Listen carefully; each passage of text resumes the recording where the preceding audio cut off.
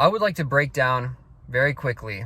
You're going to break down quickly? Well, not as fast as me. Oh God, what am I doing with my life? Everything is so meaningless and... Ooh, whiskey delivery. All good now. But yeah, don't try to compete with me on emotional collapse. I'm an expert at this point, mostly because of all the stupid videos I have to deal with. Anyway, what do you really want? Why I believe atheism is stupid and why you shouldn't believe it. See? Ugh.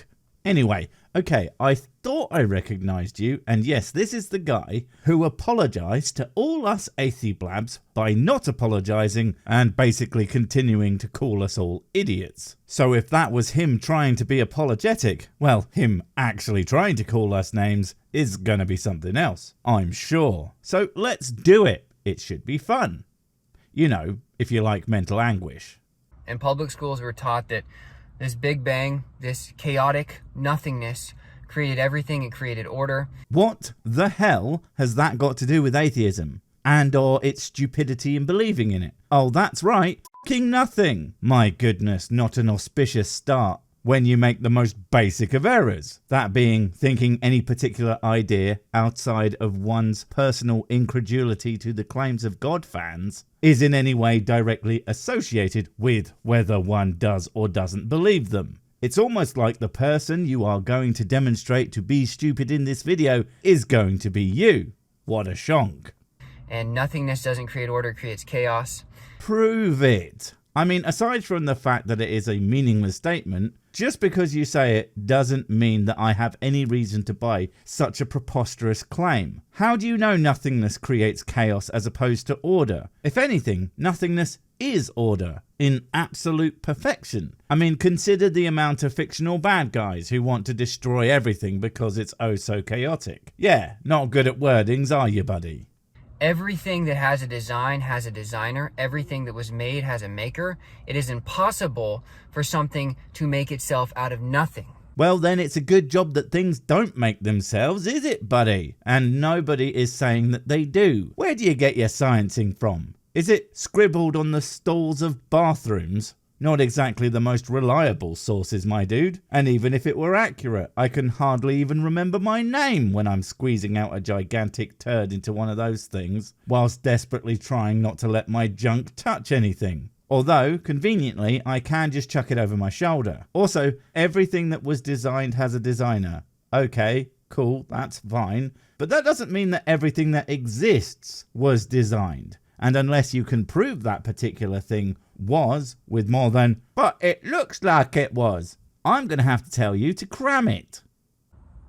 It takes way more faith to be an atheist than it does to be a Christian. Oh, well, someone's been reading Frank Turek. Well, I say read, I'm not convinced you even know what those squiggly lines on a page even are, let alone that they can be used to communicate ideas. You probably just heard that one time and thought it was a really big brain smart guy stuff for smart guys with big brains. But no, it takes exactly zero faith to be an atheist, because it is the absinthe of faith. Or absence even.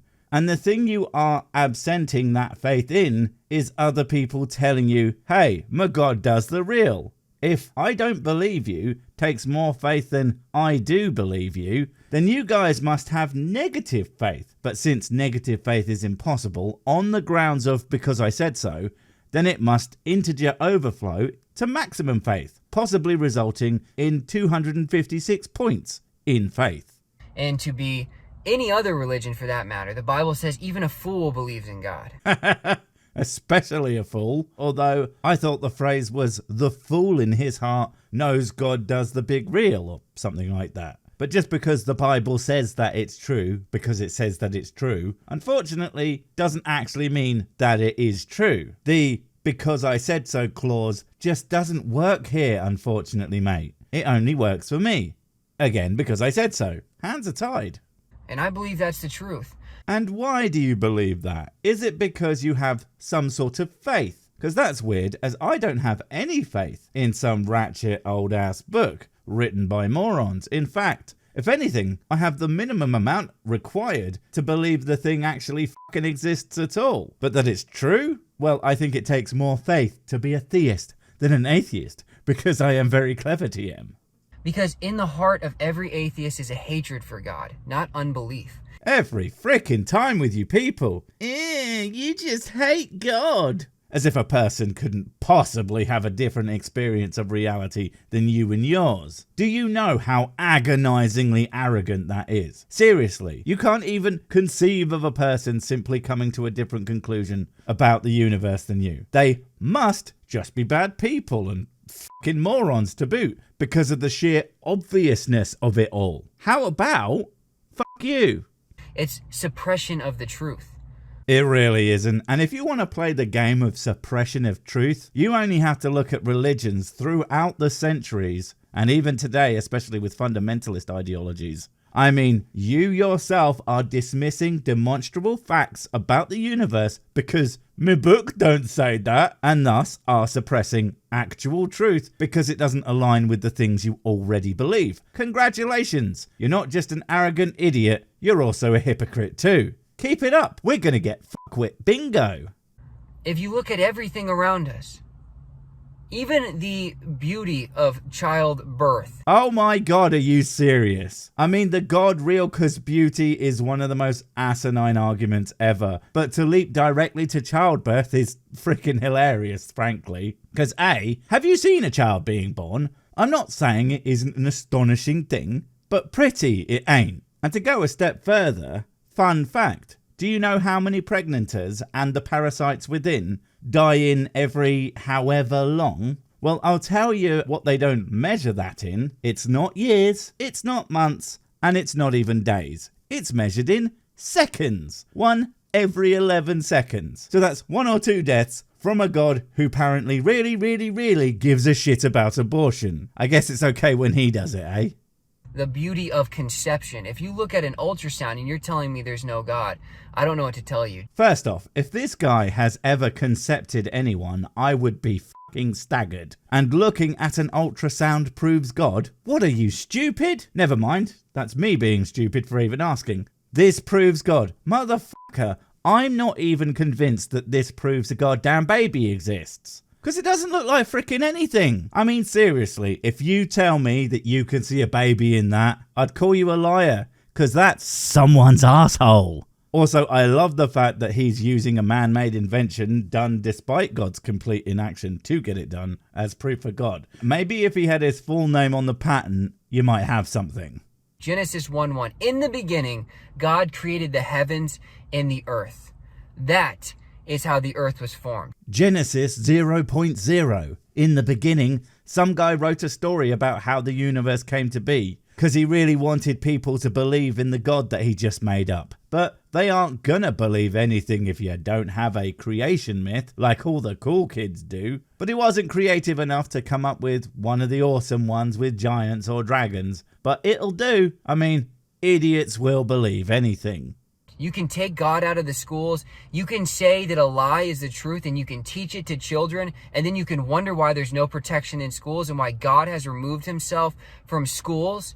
Are you blaming school shootings on schools teaching scientific facts to children? If that's what you are hinting at, well, ladies and gentlemen, I was wrong. This guy isn't an arrogant, hypocritical idiot. He's also a cunt too. Jesus, titty f***ing Christ, are you serious? They aren't teaching lies to kids. If anything, your lot teaches lies to kids. What do you think Sunday school is for? And why do you think you believe this gibberitic nonsense? Do you honestly think you would be able to say such disgustingly ignorant shit if you weren't indoctrinated as a child? I'd fucking hope not, at the very least. You can say, well, if God is so good, why does bad things happen?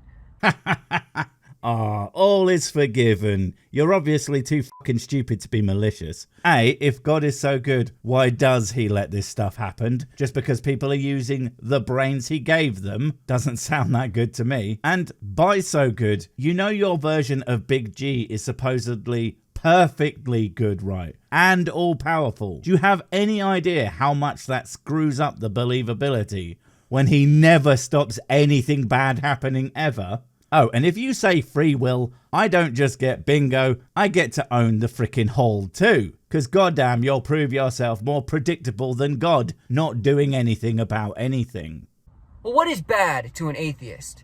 And what is the measure of bad to an atheist? Okay, fair enough. He has gone in a different direction. I mean, if I had a top 10 list of responses a Crimsbian would make to why does God let bad things happen, this would be in the top 5 at least. But I was still wrong. And I apologize for nothing. F you, I'm still amazing. Because what is bad to me? It's things that hurt me and people I care about. I don't want those to happen. They are bad things. And if I don't do those to other people, they won't do them to me. And sometimes those bad things happen outside my or any single or even all people's influence. But they're still bad because I don't want them to happen to me, and thus will do anything I can to prevent them from happening to anyone else. What is good?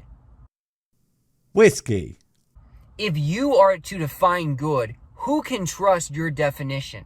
The guy I'm not beating to death with a hammer, and his newfound ability to procreate and thus continue his family. And if he doesn't beat other people to death with hammers, either, they will also survive to further procreate. This extremely clumsy metaphor is what we call a society. And it's clumsy because all I had to make it was a hammer. But yeah, societies. They are really, really good at making humans the de facto dominant species on the planet. And don't get me wrong, I really appreciate your attempts to knock them off their high horse by making them all dumber. But it's just not going to work. Evolution is just too good at making things that won't fucking die. Because you came from nothing. You were an accident, a chaotic accident, and you came from nothing. I mean, I'm not going to say that I'm not the embodiment of chaos, but that I came from nothing is just not correct. Let's ignore the atheism part, since I'm not sure this guy even knows what an atheist is, if he thinks that everyone believes in God. But the nothing thing, if that's what you think that the scientific view of the origins of the universe is, I have one thing to say to you. You do not know what the scientific view of the origins of the universe is. Maybe stop pretending that you do and go read a fug-juggling book. Therefore, your opinion means nothing. Therefore, nothing means anything. No opinions. Right. That's a human construct. Your God didn't invent opinions. Same goes for meaning in general. Humans find meaning in things because that's how they evolved. Finding things to be amazing was apparently an evolutionarily useful trait. But that doesn't mean that awe exists in some metaphysical sense. It just means that humans do it. But yeah, no. If there is no meaning, then what you say do the meaningless. Even if that was true, get over it. Something being hard to swallow doesn't make it wrong. And it certainly doesn't justify believing in nonsense. There is nothing sadder than the belief that when we die, nothing happens. There's no punishment for the bad, and there's no reward for the good. I disagree. I think there's nothing sadder than thinking that doing some arbitrary rituals and giving over your free will and autonomy to some unknowable cosmic horror, who isn't called Sir Sig, for the rest of your life, only to not even find out at the end, but to have just wasted all that potential in being servile to nothing for no good reason other than fear. That is sad. That is so depressing it would drive me to drink. You know, if I didn't drink as much as I possibly already could. That is a bunch of nonsense. All right, fair enough. I'll try harder. If you believe that, that's insanity. It's insane to think, due to an utter lack of evidence to the contrary, that there will be any form of afterlife. No, I think the word you're looking for there is fair. It's completely fair to come to that conclusion, that if you are unconvinced of heaven or hell or shale or otherwise, that there probably is not any of those things after we die. I'll tell you what is insane though. Insisting that other people are somehow out of their fucking mind for not being convinced of things that you yourself clearly have effectively no understanding of, if this video is anything to go by. Also, goddamn, the list just keeps getting longer. Insane to boot. Oof. And I'm not saying this because I hate atheists. I'm saying this because your belief doesn't make any sense, and Christians have always been on the defensive. Are you fucking kidding me, you big kidder, you? Christians have always been on the defensive. Now, laddies and motherfuckers, I don't know if you are aware of this, but the avatar for which I hide my terrifying true visage is based on Knight Solaire from Dark Souls, but it's also pretty goddamn Crusader-ish. And I don't know if you know this, but the Crusades were not exactly what one would call going on the defensive. Kinda the massive opposite. My dude, if this is genius satire, my helm is off to you. But I'm afraid Poe's Law being what it is, you're just too fucking stupid to realise what absolutely absurd a statement you just made was. Christ. I'm taking it to the offensive. I mean, A, there's that arrogance again, as you, Mr. Cartheist, will make a dent in the old atheist world. Go on. B, as if you guys are such little victims of everyone not agreeing with you. And C, best of all, I'm not even going to disagree with you. This was one of the most offensively stupid things I've ever heard. And I'm me. Everything I say pisses me off because of how dumb I am. There are many atheists that have testimonies right now because they've been to hell and God showed them mercy and now they're back.